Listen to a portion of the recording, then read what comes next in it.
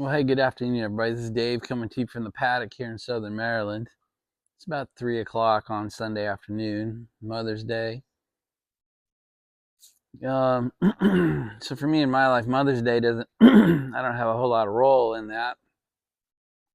My mom passed away back in 2000. And so this is really a day for my daughter and my wife to spend time together and with my wife's mom, my wife's sister, and her kids. So there's really 5 women that are going to be spending the day together.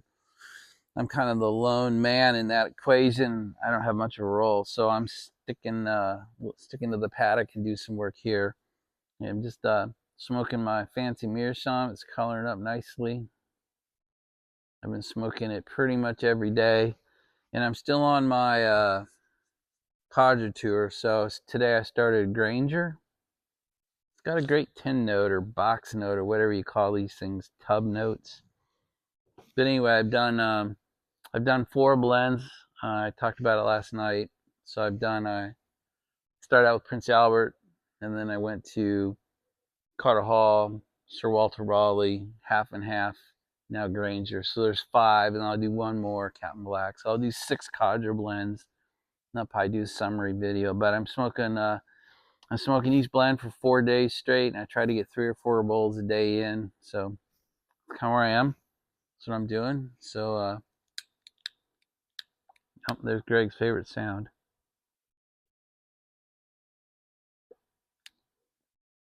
Thank you, Greg.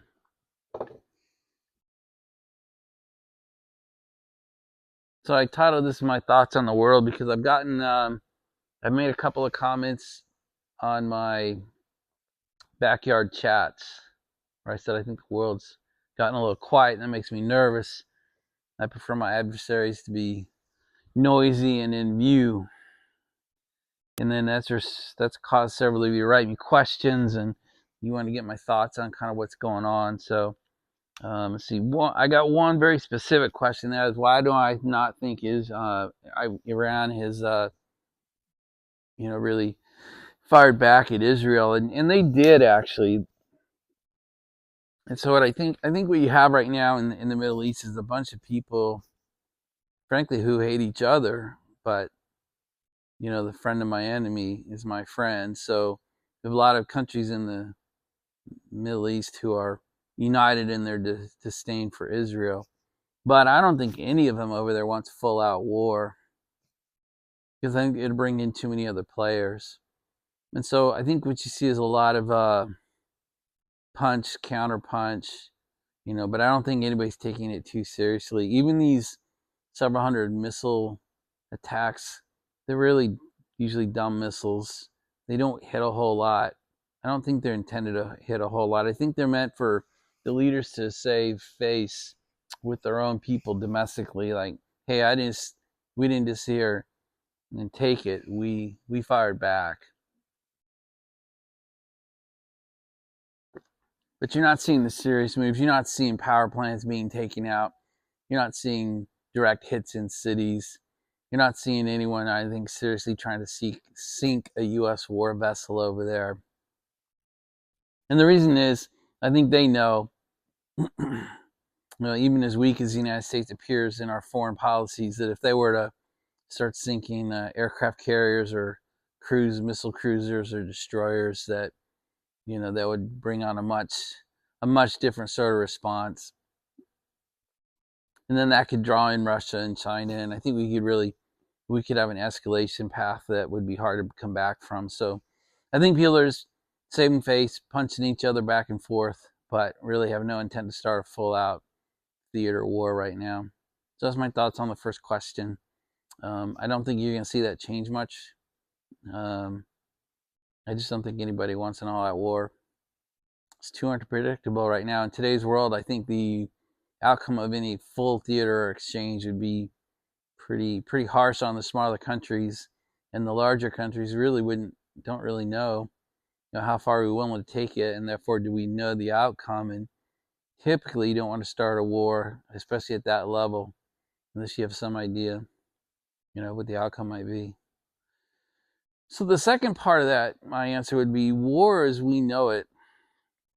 I'm 60 years old, so I look back and, you look at World War I and World War II as full theater wars, and I'm not sure that kind of war really exists since the end of World War II. We've had, you know, area conflicts, and we had Korea, and we've had Vietnam, and we've had Gulf War I and II.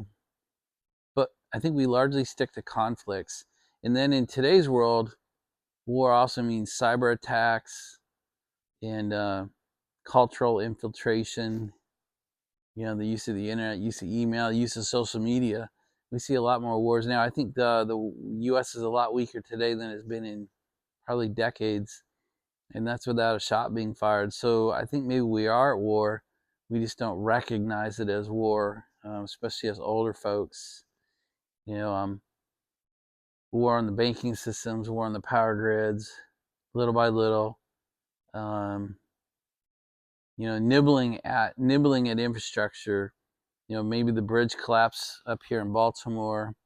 The barge accidents we've seen, the train derailments we've seen, the attack on our food systems. The fires at the poultry stores, the poultry farms, and the meat processing plants and all that. That might be, for now, what war looks like. And so I don't think, if you're looking for a huge, what they call kinetic military conflict, I just don't think you're going to see that. Not anytime soon, anyway. The other thing is the economies of the bigger countries really aren't very strong. The U.S. is struggling. They say China's pretty much in economic collapse. Russia's tried to convert their entire economy to a wartime economy. That's not very strong basis for anybody to feel like they go take the world on right now. So anyway, I think you're going to kind of see what we've seen for the last couple of years. Small incursions, small wars, small conflicts, but not with any serious intent to start a theater level war. I could be totally wrong, but I just want to answer that question and give it the respect of real thought. The second set of questions I got came from several people, but one guy in particular sent me a long email and asked a whole bunch of the same questions and sort of summarized it. And so I thought we'd have a chat about participation versus separating ourselves from the modern world. And part of the question was about how can we avoid central bank digital currencies, CBDCs, the use of digital identification, use of the internet. How do we avoid these concepts of smart cities? Europe's much further along than we are, but here in the U.S. But smart cities, surveilled cities. We're starting to hear about 15-minute cities where they're starting to grid each city into 15 minutes. You can travel freely within a 15-minute radius of your address, but they're setting up boundaries where if you cross the boundary more than once a week or twice a week, you start getting fined. I think they're going to try to do that through license plate, identification. That technology is pretty advanced, and so we'll see. We'll see if that really continues down that path. But that's certainly where the European cities are headed, and I believe our cities are watching for that. I think they'd like to restrict movement. We've seen that in the past. And if they can get you down to a 15-minute grid where you have to live, kind of work, live, visit, and socialize in a 15-minute radius of your house, that really does cut down on mobilization of our people. Use of the internet, use of smartphones. So these are all things that I would advise trying not to get away from. I don't. I don't know if you can live in today's world and break away from the internet, or break away from smartphones, or break away from being surveilled. Now, there are things you can do. I'm going to talk about that in a minute. I'm going to talk about what I've done. It doesn't make it great or right or the way. I just tell you what I've done. And one of the other questions, so they say, hey, we watch a lot of Nomad Capitalist videos. If you don't know the Nomad Capitalist, I watched every vid of his for 2 or 3 years. I've kind of stopped watching him because I think he's become repetitious, and think I've seen most of his material now a couple of times. But he talks about, where would you go? If your country became so messed up you wanted to leave, what country would you go to? And he has ideas, but there's no silver bullet. There's no one country that is like, a bastion of capitalism and a bastion of freedom and a bastion of democracy or republic. So every country has its issues, and many of them have the same now. We're really a global economy, a global operating community now. So pretty much all the countries, certainly all the civilized Western world countries, are pretty much headed in lockstep towards the same direction right now. So I'm going to take a few minutes to talk about what I think the precautions are and what I've done. Hopefully it helps you, hopefully answers some of the questions. But I think if you want to live in a modern society, I don't think you can avoid being part of all the things you wish to not be a part of. I just don't think it's possible. So the way I would suggest it is, rather than try to break away from modern world, can you live less dependently on it? That means, can you prep for system failure?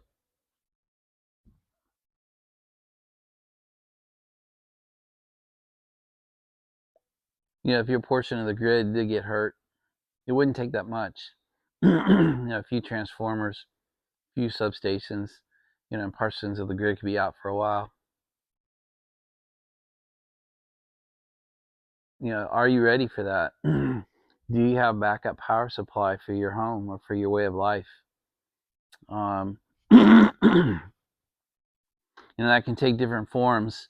I've chose to go with Tesla solar panels and battery walls, power walls for my Maryland home. I also have a backup gas generator. A natural gas generator, and I've got house-size gasoline generators as well, both here and in Wyoming. The solar solutions in the Wyoming house don't make any sense because there's 3 or 4 feet of snow a year, and I just don't think I don't see anybody with solar power up in the Rockies like that. But do you? So that's the question. So that's what I've done. I've got solar backup, propane backup, gasoline backup for my power supplies at both my houses, basically. Do you have a way to provide power to yourself if something were to happen? And that's the theme of what I've done. That's a theme I would advise you to move towards. Use of smartphones and the internet, I think, is a given in today's world. I think it's very hard to work, make money, manage your life, manage your family, and not be online. And so, do you guys use VPNs? Do you have a VPN on your phone? Do you have VPN on all your laptops and computers that you use? Or are you just open? So I use Mullvad, Mulvad, Mullvad, as my VPN. Sean helped me pick it. I didn't. I'm not saying it's the best, but it seems to be pretty robust, and you can tell the world where it should think you are every time you log in. I like it. It works pretty well.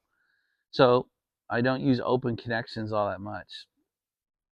So whether I'm sitting in my house or the Maryland house or the Wyoming house or the paddock or out in the world, the internet does not really know where I'm at because of my use of the VPN. Is it infallible? I don't know. I doubt it. But it's one way to take a precaution, and you can stay connected to the modern world. Another thing to be ready for is a bank failure. We've had several. We've had a couple recently, and there will be more. So do you have all your financial assets in one institution? That's unwise, in my opinion. You have all your assets in one type of financial institution. That's also unwise. I've chosen to have I have several bank accounts across the large national banks. I have several bank accounts at regional banks, and I have several bank accounts at local the local banks, the community banks. So, I don't have large balances in any one account in any one bank. And so, yeah, could the entire financial system in the United States collapse? Yes, that's possible. I don't view that as probable. So part of the prepping is I have quite a bit of cash stored in vaults physically in different places in the United States. And I manage multiple accounts across multiple types of financial institutions. I would advise you to do something similar. If your bank went down for a month while they try to figure out what to do and the FDIC do you have money to operate? Could you buy gas? Could you buy groceries? You know, and I'm not talking about global collapse. I'm talking about your institution. If they became insolvent and had a problem and closed over the weekend and stayed closed for a few weeks, do you have a backup plan? If you don't, I think that's a mistake. I mentioned buying gas and groceries. Do you have any gasoline reserves? Do you have any food reserves? If something went wrong and the distribution system for food in the United States went haywire for a few months, the question I've asked you several times is, how long can you go without needing to go to the grocery store?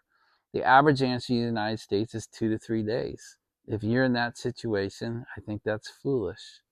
I have medium-term and long-term food storage in both my homes. I could probably go 3-4 years in Maryland without touching a grocery store if I had to. It wouldn't be pleasant, but we would do it for myself, my family, and those who I know who will come to rely upon me. So again, I've got probably 3 years for just about anybody who would come to me as needing to be a dependent. And I've got a year or two in the Wyoming house as well, long-term food storage. So including coffee, by the way.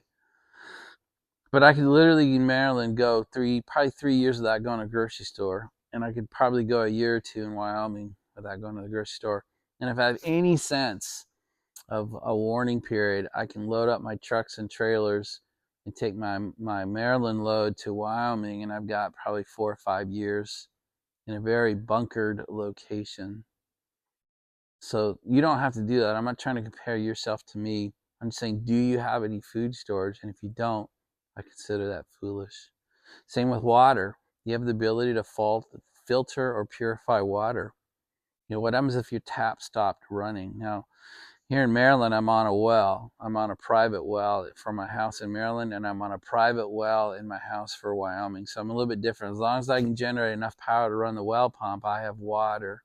And in Wyoming, I'm 200 yards or less from a running river. So I can purify that water if I need to, and that would last potentially forever. So what is your water storage? Do you have rain catchment systems? At home in Maryland, I've got 500 gallons worth of storage that I can fill in an hour's notice and give me, immediate emergency reserves. Do you have anything like that?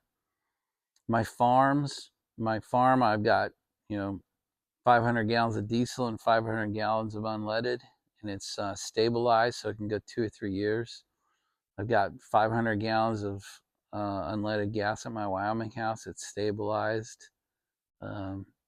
So this is what I'm doing. Again, I'm not comparing you to me. I'm just saying, do you have financial reserves, food reserves, water reserves, gasoline reserves?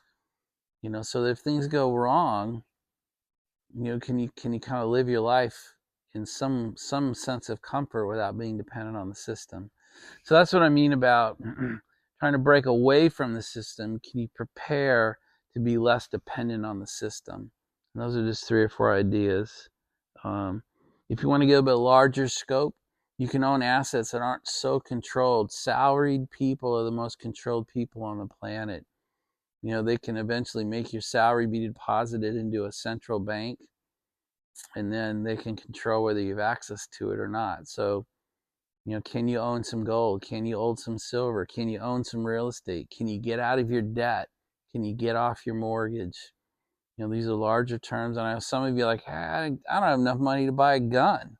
You tell me to pay off my mortgage. I get that. I mean, I'm just trying to give you some ideas for breaking away from the system and trying to live a primitive life where you're not connected to anybody versus living in a modern connected world with 8 or 9 things you can do to get yourself a little less dependent on the government taking care of you and making sure everything works. If we go Mad Max, I mean, if we have a CME, if we have a, if we have an event that takes down the power grid for 10 years while they rebuild it, I mean, that's totally different. I just don't know. I'm not ready for Mad Max. And then the other thing is weapons. You've seen all mine. You've seen all the ones I'm going to show you. You've seen my armors. You've seen my ammo counts. You've seen the weaponry I carry. I stand ready to defend what I've collected at both my sites. So, do you have a bug out plan? Do you have a bug out location? I mean, I do. Clearly you've seen my Wyoming home. Like I said, if I can get a day or two's notice, I'll pack up and drag my family and our resources to the Wyoming house and kind of bunker in there. I have a secondary bunker location. You've heard me talk about it. I would leave the country if I have to. I've chosen my country. It would be Grand Cayman. It's not the best solution. It's not completely independent of the United States. But if things were to go pear-shaped and I need to get my family out of the United States, we would go to Grand Cayman. That's where the house is. And I've talked a little bit about that. I haven't shown it here. I currently have a renter in it. So, I have some issues with that. But that's just, I'm trying to answer your questions directly. So I would not try to break away from the modern world. I would try to become less dependent on it and ready for some of it to fail or parts of it to fail. And then if I had to leave the United States, my first step would be to go to Grand Cayman. I already own the house. So anyway, that's enough for now. So I guess I'll end this because I don't want to make this so long and too boring, but maybe it's already too long and boring, by the way. But I think sometimes we focus on the wrong things. Again, I've tried to focus. Well, there's 2 levels to focus on. There's the national, global situation, and I think sometimes we get stuck focused on that. We focus on the news of wars and battles and conflicts, and we worry about 15-minute cities and smart cities and surveillance and internet surveillance and smartphone surveillance. There's just nothing you can do about that. And then there's a whole nother level that's way less sexy that I think you should be focused on, and that's prepping your life for less dependence. Now, many of you are dependent on the government, on your government, for your income, for your Social Security, for your salary, for your pension payments, for your disability payments. You're dependent on the government for the water system to stay working. You're dependent on the government for your power system to keep working. You're dependent on the government to make sure you can buy gasoline at a moment's notice for your cars. Most of you, I suspect, are completely dependent on your government to live life as you know it today. And that is what I'd like you to focus on instead of these larger, sexier issues. They're not fun. Prepping food is boring as hell. Prepping water storage is boring as hell. Making sure your weapons, you own some weapons and some ammo, that's good. You can stop buying then, right? Then you can focus on some of the larger prep items. Do you have assets that aren't really touchable by the government? Gold coin, silver coin. Real estate is much harder than your salary is. So, but you got to have resources to do that. It means you got to be spending your money wisely. It means you got to be dumping debt so you can spend money on preparation and for yourself rather than on debt. The super not sexy. The debt ladder, so you can climb the debt ladder, pay off your little debts, and use those payments to move up the ladder, pay the next debt. These are not sexy things, and they can take years. But if you start today, you're on the right path. If you just gnash your teeth and wring your hands and want to worry about war and all that, worry about internet surveillance, I mean, it doesn't really accomplish anything. So, I don't know. I put a comment out on Jim's video that planning and action overcome emotion. At least in my life, that's what I've learned. That taking action overcomes emotion.